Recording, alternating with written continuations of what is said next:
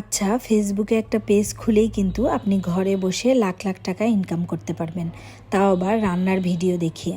আর একটা পেজ খুলতে তো আর বেশি কিছু লাগে না, হাতে থাকা ফোনটা দিয়েই কিন্তু ফেসবুক আইডি দিয়ে খুব সহজেই পেজ খুলে নেওয়া যায়। আর এরপরেই শুরু হয়ে যাবে আসল ম্যাজিক, ঘরে বসেই লাখ লাখ টাকা ইনকাম মেয়েদের, তাও আবার রান্নার ভিডিও দেখিয়ে।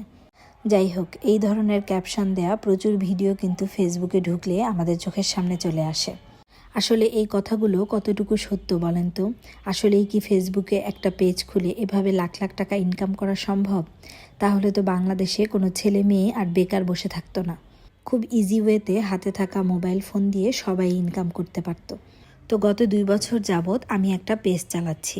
প্রথমে আপনাদেরকে বলি, ওই যে বলে না হাতে থাকা ফোনটা দিয়েই ভিডিও বানিয়ে লাখ লাখ টাকা ইনকাম, এটা একটা ডাহা মিথ্যা কথা। মানুষ কিন্তু তখনই আপনার ভিডিওটা দেখবে যখন মানুষ দেখবে আপনার ভিডিওটা নিট অ্যান্ড ক্লিন, খুবই স্বচ্ছ এবং পরিষ্কার।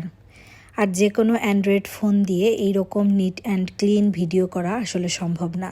এর জন্য প্রয়োজন ভালো মানের একটি ফোন, ভালো মানের একটি ক্যামেরা, নয়তো আইফোন, কিংবা ভালো মানের স্যামসাং ফোন, যেটার ক্যামেরা কোয়ালিটি খুবই ভালো। ক্যামেরা কোয়ালিটি যত ভালো হবে একটা ভিডিও দেখতে কিন্তু ততই সুন্দর হবে।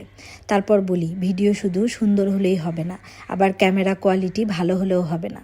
আপনার হাতে আছে একটা আইফোন, আপনি ভিডিও করলেন আর ছেড়ে দিলেন, তাতেও কিন্তু হবে না। বছরের পর বছর নিয়মিত আপনাকে ভিডিও ছেড়েই যেতে হবে।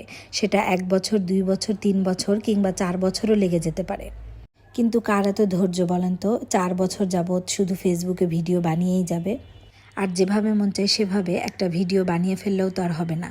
আপনাকে এই ভিডিওর পিছনে অনেকটা পরিশ্রম দিতে হবে, অনেকটা সময় দিতে হবে। যেই কাজটা 20 মিনিটেই হয়ে যাওয়ার কথা, সেই কাজটা যদি আপনি ভিডিও করে করতে যান, তাহলে মিনিমাম 1.5 থেকে 2 ঘন্টা সময় লাগবে।